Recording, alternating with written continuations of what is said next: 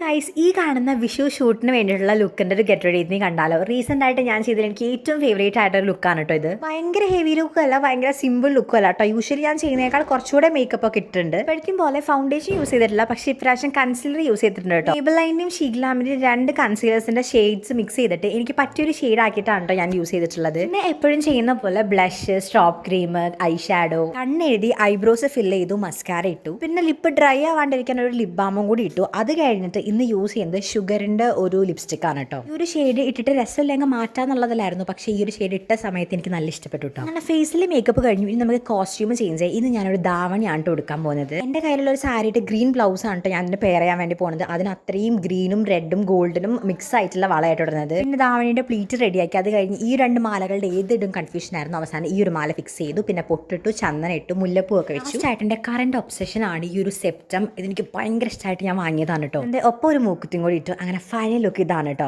കുറച്ച് ഫോട്ടോസും കൂടി കൊടുക്കാം. അപ്പം എൻ്റെ ഫൈനൽ ലുക്ക് ഇഷ്ടമായെന്ന് പറയണേ.